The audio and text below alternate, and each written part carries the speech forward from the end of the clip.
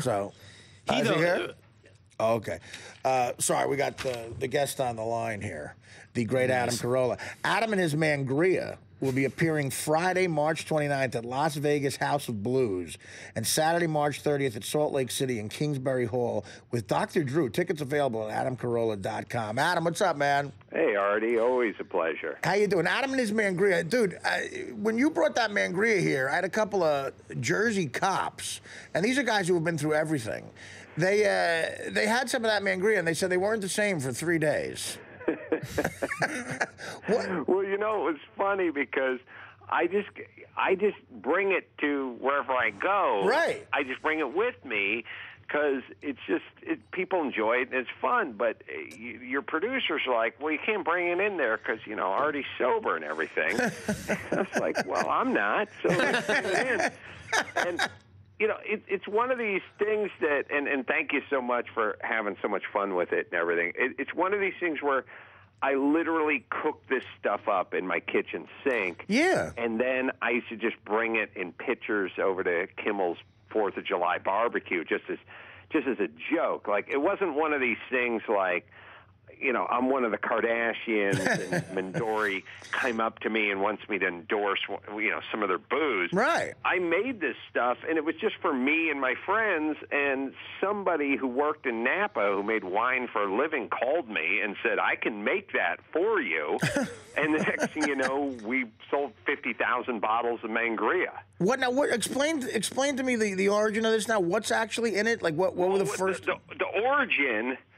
is, you know, from your past life, Artie, is I'm in my house. It's a Friday night. It's one of the few weekends where I'm not on the road. Yeah. And I'm not doing anything, so it's going to be just me and the bathrobe and the slippers and a bunch of Ultimate Fighter to catch up on. Heaven, just heaven. Yeah, just sit and I pour myself some red wine, and I have a splash left at the bottom of the bottle, and that's it.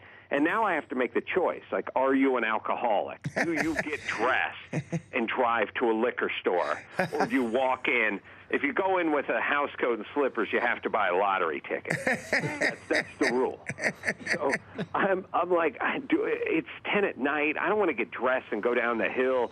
So I do this thing where it's like, I'm no alcoholic.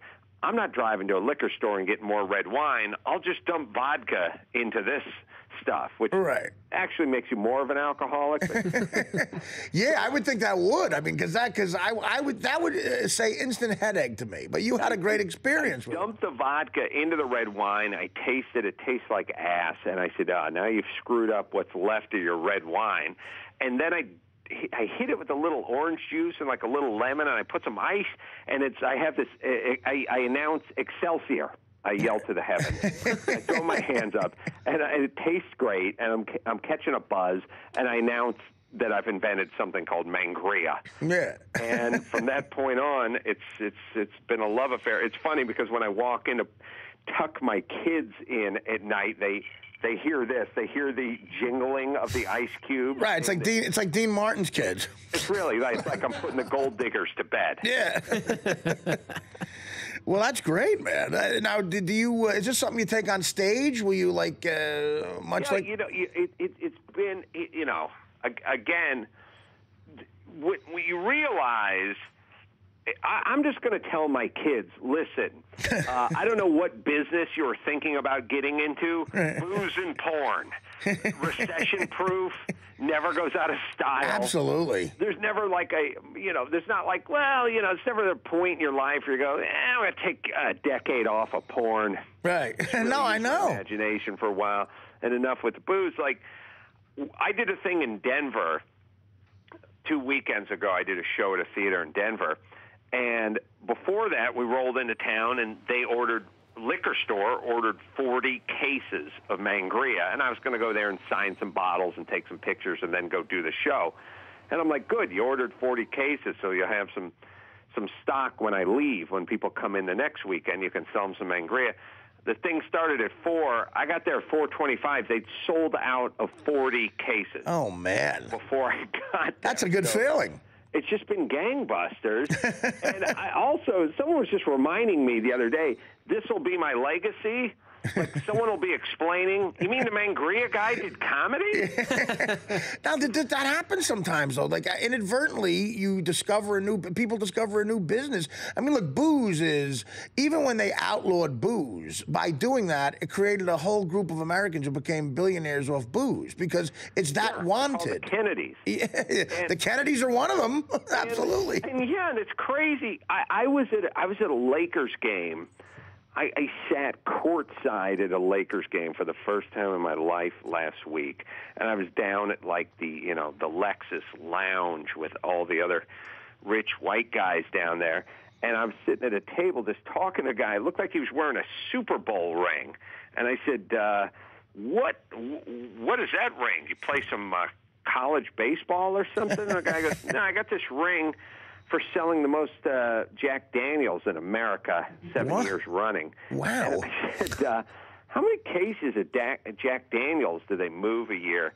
And he said, 5 million. Oh, man. And that's hard stuff. I mean, that ain't O'Doul's or Michelob Ultra. That's Jack Daniels. They do 5 million cases. And then I said, wait a minute. Jack Daniels like 150 years old. It's like 1875. Wow. Old man Daniels would be pretty happy to know 5 million.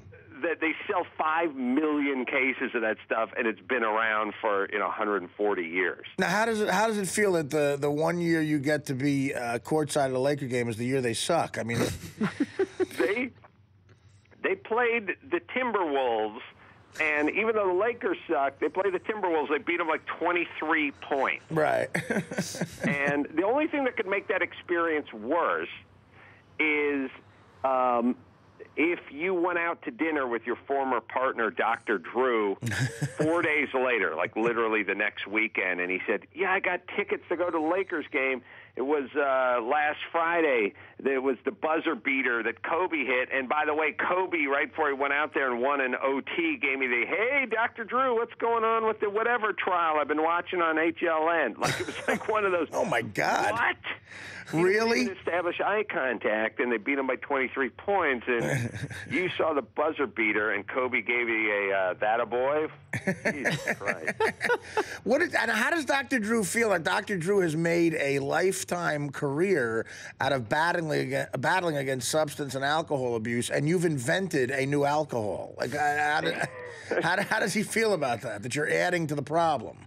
It does seem like the guy who invented condoms and the guy who invented AIDS were sitting at the same diner booth together. I went to high school with the guy who invented AIDS, and really? Yeah. I knew his niece. Wow, small world. Yeah, he's not friendly, but that's a good enough. It was all business. Right, it was all business. It was all business. He's always got his game face on, and his windbreaker because he wants credit.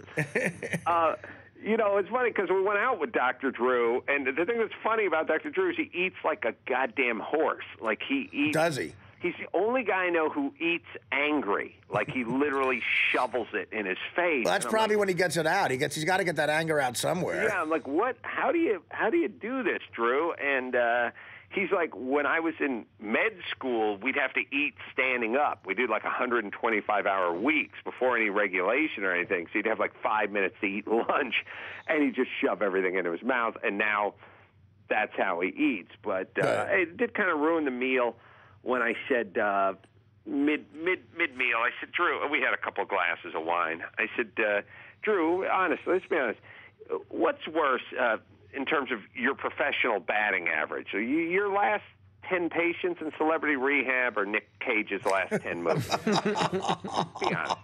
I don't understand. I tell you when Dr. Drew gets roasted, I'm stealing that one, if you're not right. I'm here with Brent Stover, my co-host. Brent, you have anything for the great Adam Carolla? Yeah, Adam, how's the daily podcast going, and what's why should we tune into that? Sounds pretty good to me from what I've read. It's been really nice, and I think you guys would appreciate this. I had Gavin Newsom, who's was the mayor of San Francisco, and he's lieutenant governor of California, and he was on a couple weeks back, and we got into it on a couple of topics, and that he sort of brought up. and we just got into it, and we went long form. And then a couple of these crappy websites like the Huffington Post and some of these other places picked the story up and said, Adam Carolla's a racist, Adam Carolla called blacks and Hispanics, this, that, and the other. They took it completely out of context, and they basically roasted me, and they wanted me to basically shut up or apologize. But as I tell everyone, I got my own pirate ship. It's my studio. It's my warehouse. It's my equipment. It's my employees. It's my everything. There's no going to middle management or upper management and getting me to shut up or issue the fake apology or any of that crap. Artie, we've all been through. Oh, yeah, when you're working for CBS Radio or an Infinity this and that, which is a subsidiary of GE or whatever it is. It's brutal, man. You're right. And it's a form of, it's basically extortion. It's like, look, either you apologize for for words that we twisted, otherwise we're going to boycott your station and we're going to boycott your sponsors, and when you have your own pirate ship, you can say to everyone, as I did, F you. Great. I mean, that makes me, as a comedian, it makes me so happy to hear that. It really does. It really does, because it's like extortion. It's exactly what the mob used to do. Like, they would say, look, you pay us protection money from us. Right. It's terrible. So it's really nice to just have a place to do it. And by the way, when I responded to Gawker and Huffington Post basically telling them to blow me, I don't care what they have to say about me. And by the way, you guys are the problem, not me. Yeah. I'm telling the truth, and I'm trying to solve some problems. You call everyone a racist, get them to shut up, and the problem continues for another generation. Right. So I got my own pirate ship. You can't stop it. I have fans. They don't care about you. They're growing every day. I'm selling Mangria. I say whatever I want. You should end every argument with the Huffington Post by saying, look, and I'm selling Mangria.